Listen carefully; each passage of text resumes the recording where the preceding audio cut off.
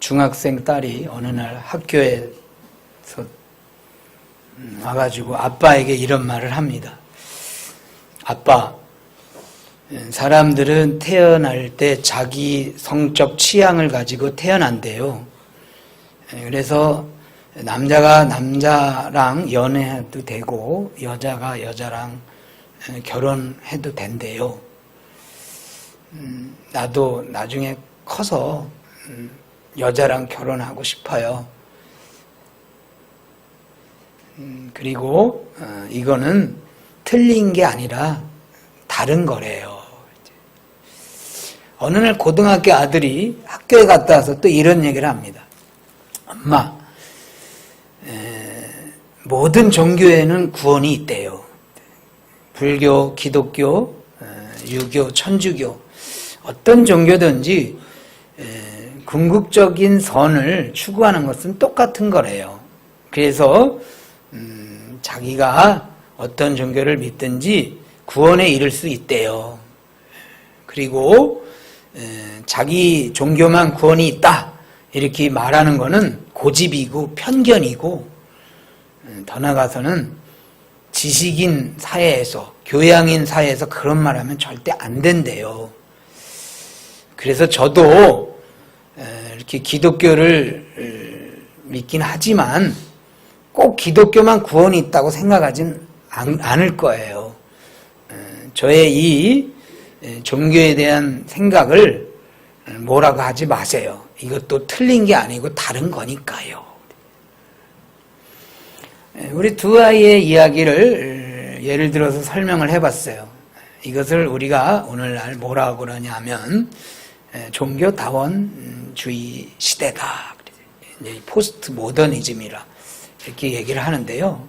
한마디로 얘기하면 현대사회에는 절대 가치 또는 절대 종교, 절대라는 말을 사용하지 않는 그런 시대를 우리가 살아가고 있어요. 이런 시대에 오늘 우리가 읽어본 본문은 굉장히 충격적인 말씀이에요. 우리 한번 같이 읽어보도록 하겠습니다. 출애굽기 20장 3절 시작. 아멘. 너는 나 위에는 다른 신들을 네게 있게 말지리라. 이 말은요, 한마디로 얘기하면 기독교에만 구원이 있다, 이 얘기인 거예요. 그리고 더 나아가서는 다른 종교는 틀렸다. 그리고 더 나아가서는 다른 종교를 믿는 것은 우상 숭배다, 이렇게 얘기를 하고 있는 거예요. 여러분들은 어떻게 생각하세요? 기독교에만 구원이 있고 기독교 외에 다른 종교는 틀린 거고 그것을 믿는 것은 우상 숭배를 하는 거다. 일계명이 지금 이렇게 선언하고 있어요. 이거 받아들이겠습니까? 받아들이시면 아멘. 우리 학생 우찬이, 우솔이, 또 주혜, 지경이는 어디 가셨어? 안 보여. 예. 우리 학생들만, 예. 기독교에만 구원이 있다, 다른 종교는 틀렸다, 다른 종교를 믿는 것은 우상 숭배다, 이거 받아들이겠어요? 받아들이면 아멘. 아멘. 예, 아멘 했어요. 우리가 아멘 했는데 그 아멘에 대한 더 큰 확신을 오늘 본문을 통해서 생각해 보도록 하겠습니다. 일단 이 일계명이 중요성은 2절과 상관이 있어요. 우리 2절도 읽겠습니다. 2절 시작.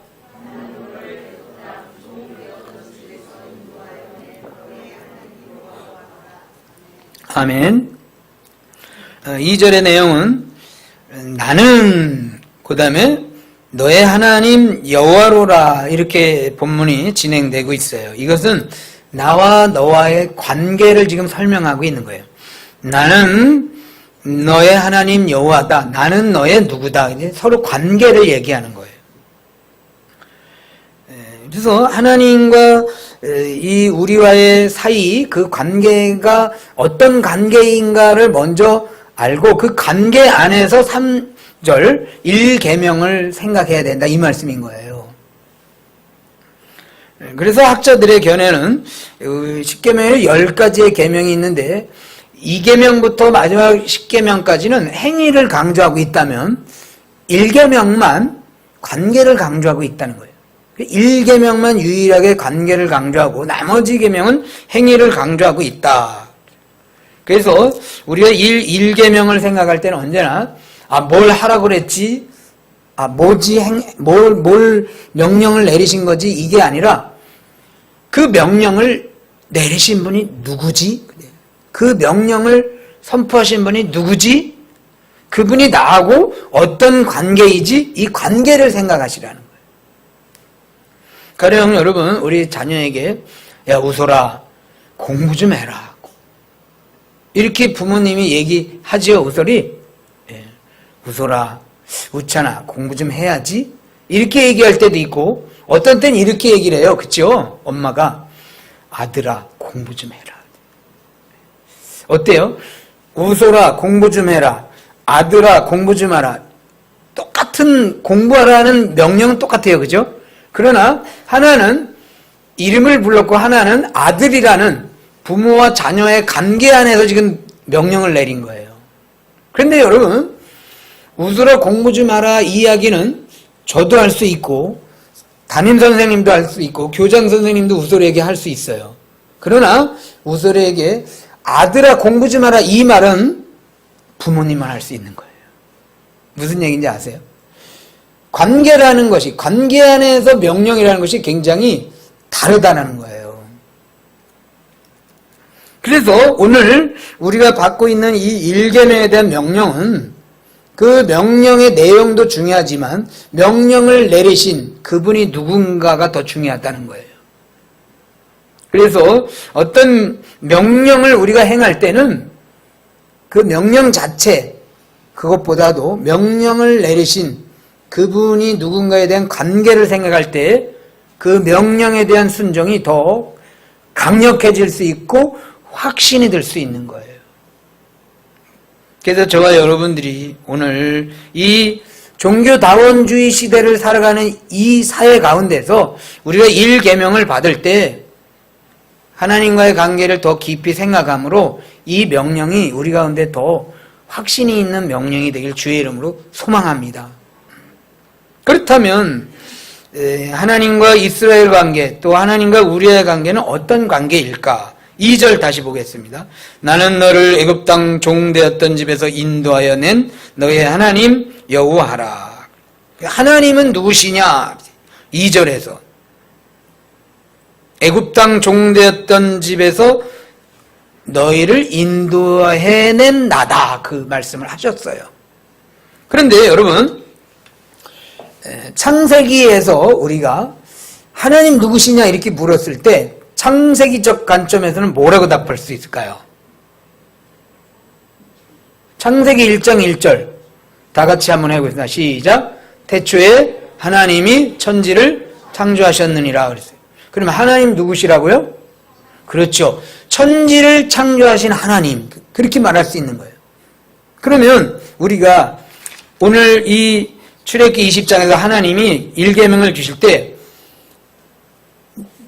너는 나 위에 다른 신들을 내게 있게 말지니라 그러면서 그 전에 뭐라면 내가 천지를 창조하신 나 여호와로라 너는 나 위에 다른 신을 내게 있게 말지니라 이렇게 말씀하시지 않았어요. 그죠? 그러면 왜 하나님이 천지를 창조하신 그 천지 창조에 대한 창조주 하나님으로서 이 명령을 내리시지 않고 왜? 애굽에서 건져낸 너의 여호와다 이렇게 말씀하셨을까?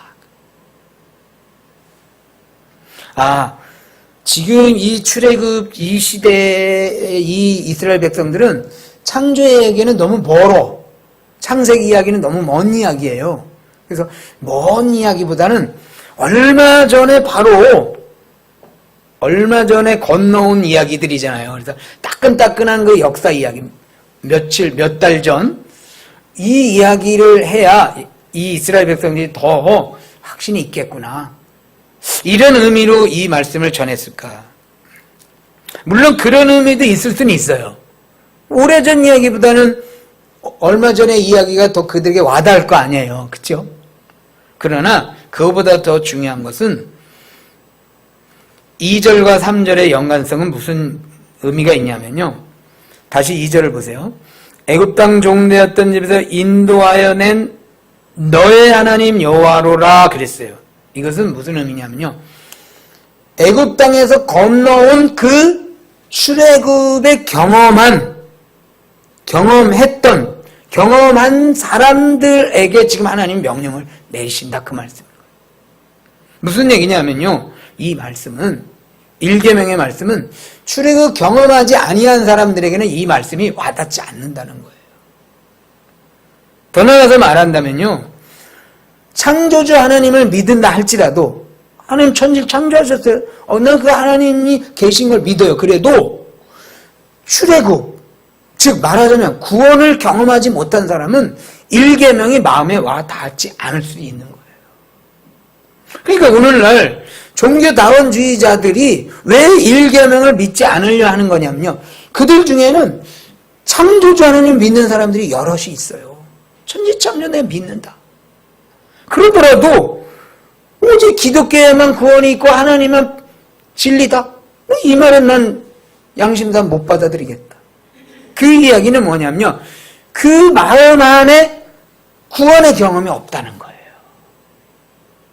그래서 오늘 이 1계명은 구원의 경험자들, 구원에 대한 확신이 있는 자들만이 이 말씀을 확신 있게 받을 수 있다. 이 말씀인 거예요.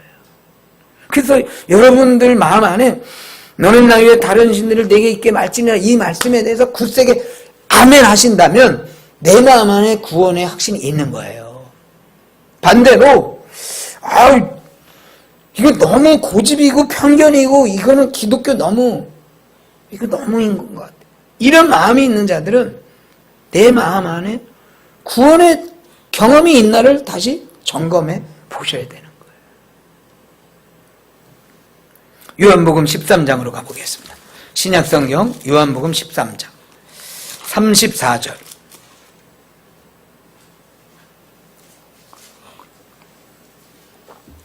같이 34절 35절 13장 34 35 같이 읽고 아멘합니다. 시작. 새 계명을 너희에게 주노니 서로 사랑하라. 내가 너희를 사랑한 것 같이 너희도 서로 사랑하라. 너희가 서로 사랑하면 이로써 모든 사람이 너희가 내 제자인 줄 알리라. 아멘. 예수님은 구약의 10계명을 둘로 요약해서 늘 말씀하셨어요. 첫 번째 강령은 뭐냐면 하나님을 사랑하라. 두 번째는 이웃을 사랑하라. 그래서 하나님 사랑과 이웃 사랑이 10계명을 딱 신약적으로 요약을 한다면 두 가지 명령이에요. 그러면서 예수님 오늘 제자들에게 이제 두 번째 명령을 했죠. 하나님 사랑하고 그 다음에 뭐라 하냐면 이웃을 너희가 사랑하라. 그런데 35절에서 뭐라고 하냐면 서로 사랑하면 이로써 모든 사람이 너희가 내 뭐라 그랬어요? 제자인 줄 안다 그랬어요. 이 말씀은 무슨 얘기냐면요. 10계명 또는 예수님의 계명을 사랑하고 지키는 자가 곧 예수님의 제자다 그거예요. 예, 여러분들이 예수님의 제자이셔요? 그러면 하나님의 계명을 사랑하고 하나님의 계명을 지킨다 이 말씀인 거예요. 그래서 우리가 받고 있는 이 10계명 중에 첫 번째 계명은 도덕적, 윤리적 내지는 종교적인 명령이 아니고 하나님을 사랑하고 하나님의 구원을 경험한 구원받은 자들이 사랑하는 계명인 것인 줄로 믿습니다. 그래서 구원받은 자는 제1계명을 사랑해요. 계명을 사랑합니다. 여러분 1계명을 사랑하십니까? 구원받은 자는 그것이 명령으로 받아들이기 이전에 먼저 이 계명은 하나님이 나에게 주신 사랑의 계명이다. 그래서 저와 여러분들이 이 10계명을 사랑하는 계명으로 받기를 주의 이름으로 소망합니다. 그래서 이스라엘 백성들이 아무리 창조를 믿는다 할지라도 출애굽을 경험하지 못한, 구원을 경험하지 못한 자들은 1계명이 마음으로부터 멀 수밖에 없다. 자, 그러면 여기서 다시 출애굽으로 와서요. 1계명은 구원받은 자가 받는 계명이고 구원받은 자가 사랑하는 계명이라면, 만일에 우리가 이 1계명을 어긴다면 어떤 일이 일어날까? 어떤 일이 일어날까? 몇 가지를 제가 생각해 봤어요. 첫 번째는, 구원받은 자의 계명이라면 이것은 1계명을 어기는 것은 구원을 파괴하는 거예요. 왜냐하면 하나님과 나의 관계 속에서 맺어진 계명이기 때문에 이것을 깬다는 것은 곧 하나님과 나의 구원의 관계를 내가 깨버리겠다, 그 말씀인 거예요. 그래서 우리는 1계명을 어길 때 영적 간음이다, 이렇게 말하는 거예요. 그래서 우상숭배는 영적 간음이 성립되는 이유는 뭐냐면요, 이것이 구원의 관계에서 내려진 명령이기 때문에 그런 거예요. 부부가 서로 결혼을 하고 다른 사람, 결혼하는 사람 말고 다른 사람하고 또 살겠다 그러면 부부의 언약 관계를 깨는 거잖아요. 이와 마찬가지로 10계명을 어기는 것은 하나님과 나의 구원 관계를 내가 파괴하겠다. 그래서 10계명을 지키지 않으면 영적 간음의 죄를 짓게 되는 겁니다. 그다음에 두 번째는 20장 2절에 보면 종되었던 집에서 인도했다 그랬어요. 이 종되었던 집은 어디일까요? 종되었던 집은 바로 애굽인 거예요. 애굽에서 살던 너희를 건져냈다, 그런 뜻이거든요. 그럼 애굽이라는 나라는 뭘까? 애굽이라는 나라를 아주 잘 설명해주는 성경 구절이 있어요. 애굽을 설명해주는 성경, 로마서 1장으로 가보겠습니다. 로마서 1장 20절.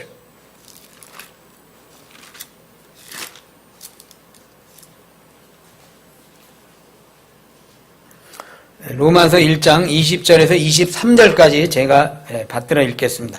이 로마서 1장 20절에서 23절의 내용은 애굽이라는 나라를 설명해 주는 구절이에요. 창세로부터 그의 보이지 아니하는 것들 곧 그의 영원하신 능력과 신성이 그 만드신 만물에 분명히 보여 알게 되나니 그러므로 저희가 핑계치 못할지니라. 하나님을 알되 하나님으로 영화롭게도 아니하며 감사치도 아니하고 오히려 그 생각이 허망하여지며 미련한 마음이 어두워졌나니 스스로 지혜 있다 하나 우준하게 되어 23절 읽고 아멘합니다. 시작. 썩어지지 아니하는 하나님의 영광을 썩어질 사람과 금수와 버러지 형상의 우상으로 바꾸었느니라. 아멘. 애굽 사람들은요, 금수, 썩어질 사람과 금수와 버러지 형상을 우상으로 섬겼다, 그 말인 거예요. 애굽이라는 나라는 왕을 신으로 섬겼어요. 파라오, 바로 왕이 신이에요. 그리고 금수, 황소, 송아지, 또 새, 이런 모든 동물들을 애굽 사람들은 신으로 섬긴 거예요. 그러니까 로마서 1장 23절 썩어지지 아니하는 하나님의 영광을 썩어질 사람 금수와 버러지를 우상으로 섬겼던 나라가 곧 애굽이라는 나라예요. 그런데 그런 애굽의 나라에서 하나님이 이스라엘 백성들을 건져내신 거예요. 그러면 생각을 해보세요. 이 10계명을 어긴다는 것은 애굽이라는 그런 우상숭배 나라에서 건져냄을 받은 사람이 다시 그 나라로 돌아가겠다는 거죠. 그죠? 그런데 그 나라는 뭐라고 설명하냐면 로마서 1장 22절 다시 같이 읽겠습니다. 시작. 스스로 지혜 있다 하나 우준하게 되어. 야, 신이라는 것을 꼭 하나님만이 신이다, 이런 것은 그거는 교양이 없는 거고 무식한 거야. 스스로 지혜 있게 여겨서 모든 종교는 다 구원이 있는 거야, 이렇게 얘기하는 그 자체가 성경은 뭐라면 우준하다 그런 거예요. 우준. 우준이라는 단어는 뭐예요? 어리석다. 그래서 우리가 십계명을 어긴다는 것은 굉장히 지혜로운 것 같지만 성경은 굉장히 미련한 사람이다, 이 얘기를 하는 거예요. 그래서 토마스 왓슨이라는 청교도 신학자는 이렇게 얘기를 했어요. 십계명을 어기는, 특별히 일계명을 어기는 자들은 이것은 최선을 거부하고 최악을 선택하는 것이다. 우매무지한 것, 이 얼마나 괴이하고 미친 짓인가. 얼마나 귀하고 미친 짓인가.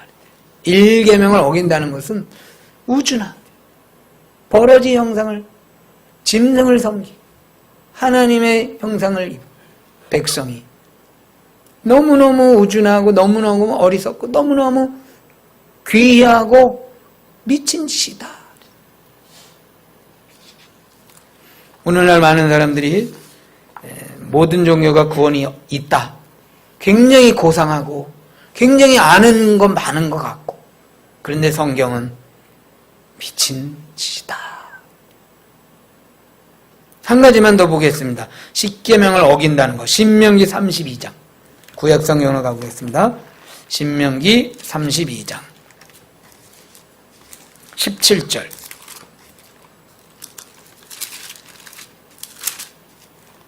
우리 같이 찾으셨으면 읽고 아멘 하겠습니다. 시작. 그들은 하나님께 제사하지 아니하고 마귀에게 하였으니 곧 그들이 알지 못하던 신, 근래에 일어난 새 신, 너희 열조에 두려워하지 않던 것들이로다. 아멘.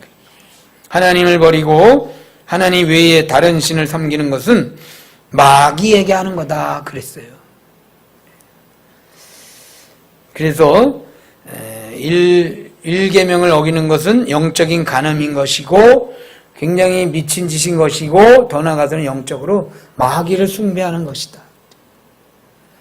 저와 여러분들이 이와 같이 영적 간음에 빠지지 아니하고, 또 마귀의 손아래 들어가지 아니하고, 또 지혜롭다 여기나 우준한 자 되지 않기를 주의 이름으로 소망합니다. 그러면 마지막으로 이제 이 십계명을 그러면 우리가 어떻게 지킬 것인가, 어떻게 하면 더 잘 지킬 수 있을까?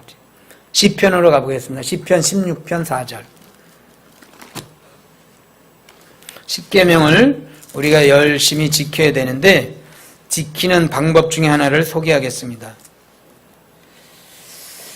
시편 16편 4절입니다. 우리 같이 또 읽고 아멘 합니다. 시작.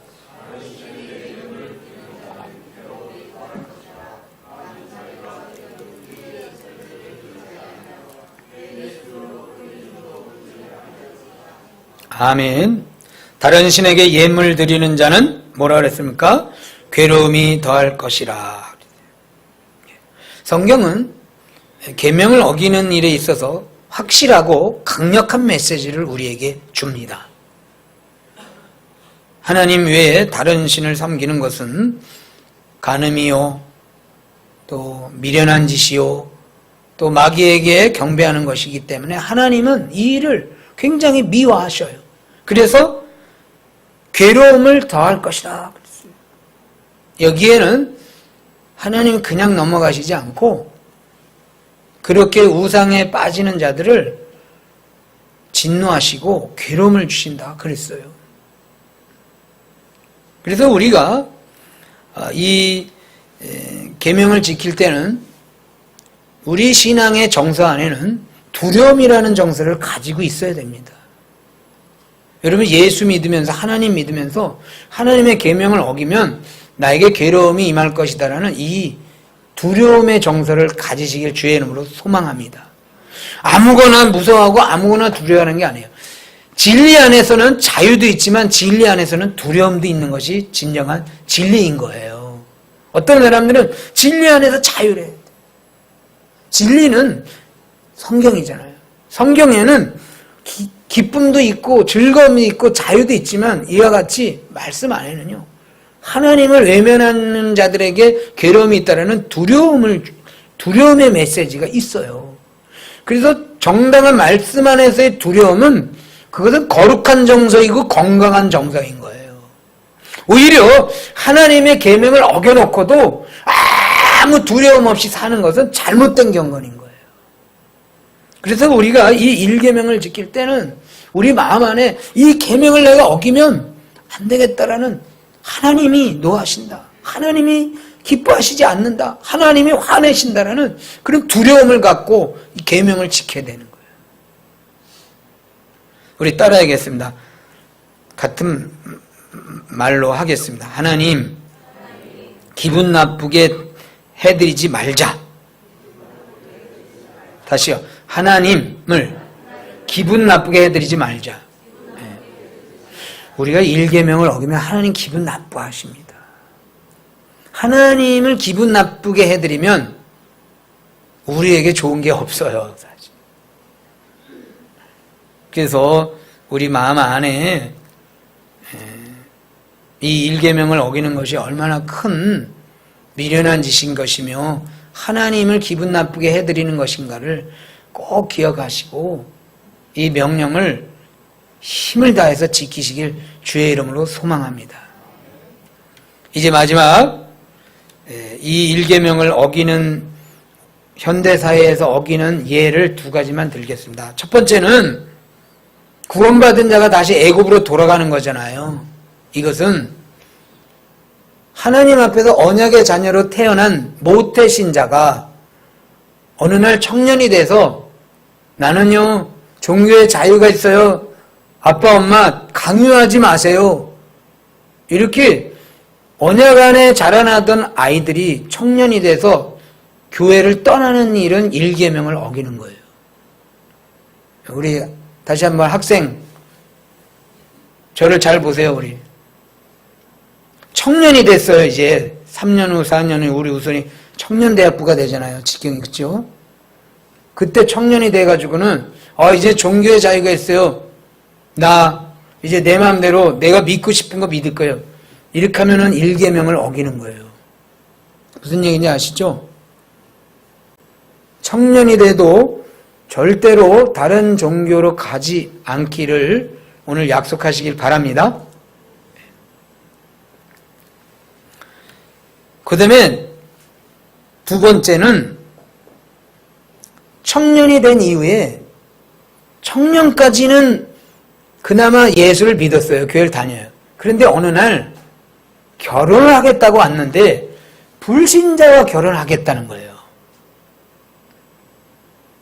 근데 문제는 불신자와 결혼하는 것도 문제지만 그 예수를 안 믿는 그 사람처럼 나도 같이 예수를 안 믿겠다는 거예요.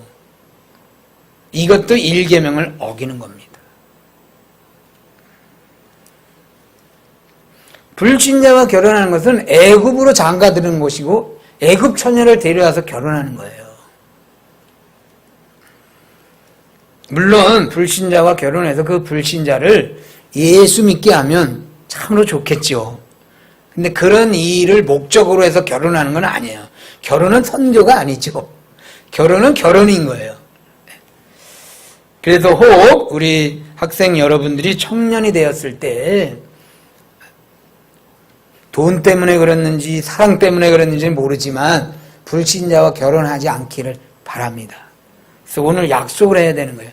내가 청년이 되더라도 애굽에 장가가거나 애굽 처녀 데려오지 않겠다. 그래 약속할 수 있죠? 약속할 수 있으면 아멘. 우리 학생들 꼭 신자하고 결혼하겠다고 아멘 하세요. 아멘. 예. 그렇게 결혼하는 당사자도 1계명을 어기는 것이고 그 결혼을 허락하는 부모도 1계명을 어기는 거예요. 그래서 우리가 이와 같이 현대사회는 아까도 말씀드렸지만 다원화 시대이기 때문에 반드시 기독교만 믿는다, 이런 것이 오히려 더 마치 무식한 것 같고 교양이 없는 것 같고 이러다 보니까 우리 아이들이 흔들리는 거예요. 그래서 우리 아이나 또 아이의 부모된 우리들이 흔들리지 아니하고 꼭 나 위에, 주님 위에, 하나님 위에는 다른 신이 없다, 기독교만 구원이 있다, 기독교 외에 다른 종교를 믿는 것은 오히려 우준한 것이고 미련한 것이고 그것은 곧 마귀에게 숭배하는 것이다. 이 같은 믿음을 가지고 철두철미하게 마지막 주님이 부르시는 그날까지 제1계명을 확실하게 지키고 사는 우리 모두 되길 주의 이름으로 소망합니다. 네, 기도하겠습니다. 하나님 외에 다른 신이 없습니다. 그리고 다른 신을 믿는다는 그 자체가 너무나도 미련한 것이고 우상에게 절하는 것이고 영적으로 간음하는 것이고 마귀를 숭배하는 것입니다. 주여 우리 마음 안에 다시 한번 결단케 하시고 절대로 기독교 외에 다른 신을 섬기지 아니하고 이 진리 안에서 살아갈 수 있도록 우리를 붙잡아 주시고 인도하여 주옵소서. 감사하며 예수님 이름으로 기도드리옵나이다. 아멘.